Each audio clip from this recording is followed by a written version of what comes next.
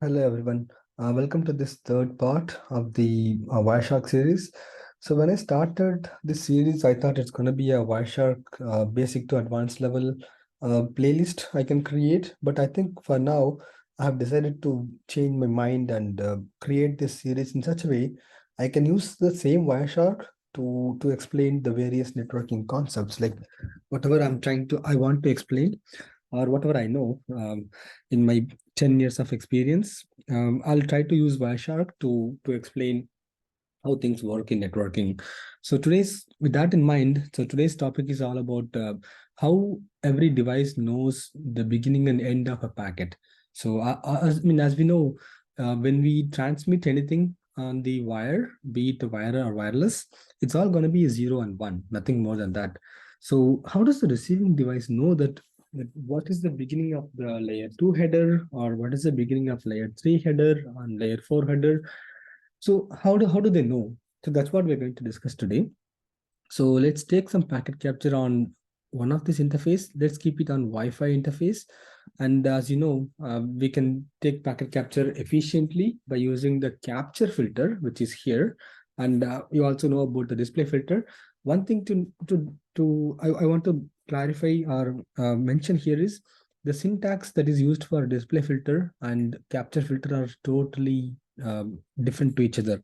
So um, but it's pretty easy to remember the display filter. It's quite difficult to remember the capture filter unless you use it very frequently.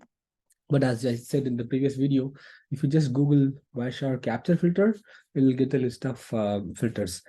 So what I'm gonna do, as I said, it's gonna be difficult to remember the capture filter because I haven't used it much, but I think I can still use ICMP. Hopefully, yeah, I can. I think so. Let's take an ICMP as an example with Wi-Fi interface, and I am clicking the start. So yeah, there is already an ICMP going on in the network. Okay, that should be enough. I don't even want a response here. Right. So now there's an echo request and echo reply. Uh, Going to my default gateway, it seems. So now, so there are three sections in the Wireshark. One where you can see the summary of all the packets going through, going out and coming back. And second, where this is summarized, or this is expanded a little bit more so that you can see them, you can see them in detail. And the next section is the actual raw data that is being transmitted on the wire or wireless, whatever it is, on the NIC card. So if you see here, so we are the packet which you see here on number 2, which is I'm highlighting here. It's all about 1 4. So when you see 1 4 here, it's actually 0 and 1, but it's represented in hexadecimal format. So that's why it shows as 1 4. It's not actually 1 4. It's in zeros and 1, but it's just showing up in hexadecimal format.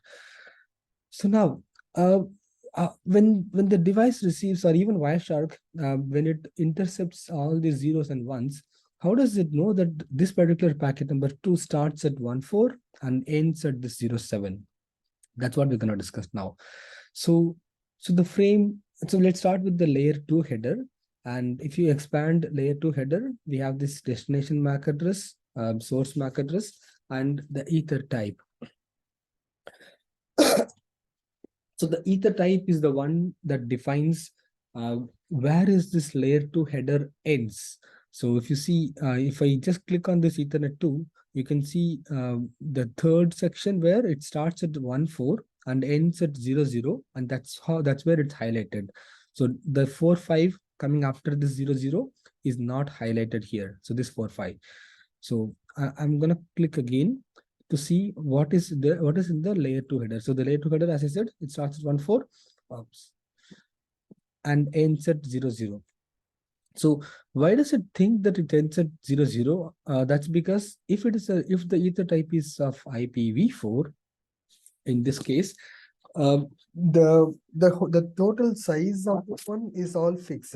Like the regular layer 2 header, the size will be 14 bytes, excluding the VLAN tag. As you see here, if you select this Ethernet 2, and if you come to the bottom here, you can see Ethernet, ETH 14 bytes.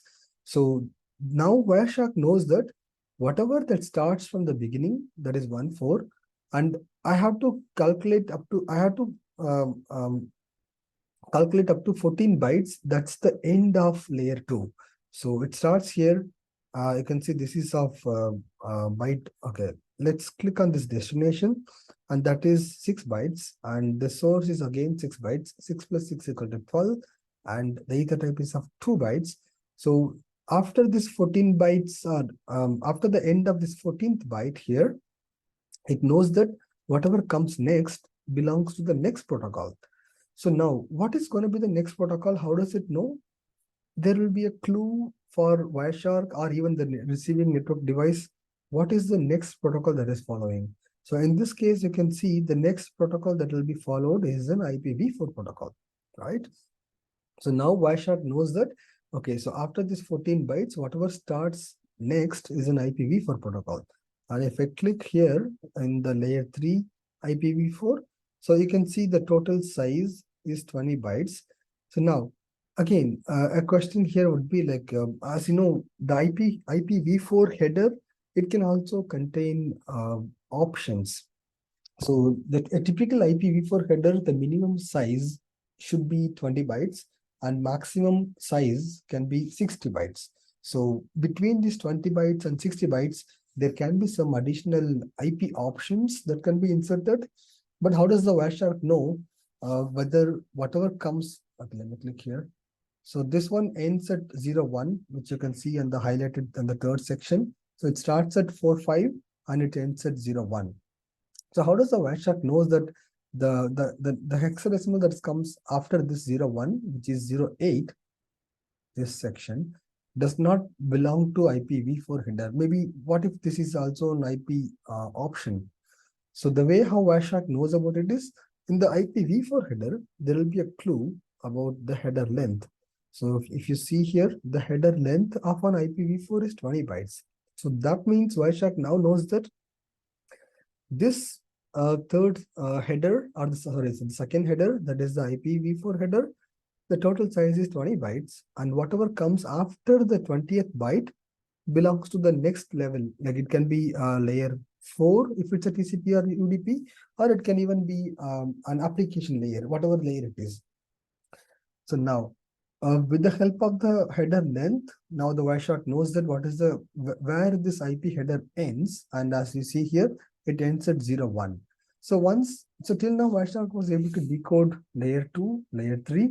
Now, what comes after this layer 3? So like there will be again a 0 and 1 after this at the end of this layer 3 header, which is the third row and the third section below, the third row and second hexadecimal 0101. That's where the layer 3 header ends, right? Now, what is there in the next layer? So there will be a clue for that again. So if you remember in layer 2 header, there was a clue about the following header, that is IPv4. Now again, in layer 3 header, there will be a clue what is the protocol that is following this IP header, which is ICMP. So now Wireshark knows that whatever it receives after this 0101, how to decode the remaining packets. And you can see here, that's why the Wireshark is showing it as ICMP. So this is how, so every single like layer 2 will have an information about what is following, which is layer 3. And if there is a UDP packet, there will be a, I mean, if it's an UDP packet, then the protocol will say UDP here. So now the Wireshark knows that what is the, what's the next layer after this layer 3. So that way Wireshark or even the networking device can decode the 0 and 1 it's receiving to a meaningful packet, right? That's all about this video. And next video, we'll talk more about what is this ICMP and how to even read this ICMP. Thank you.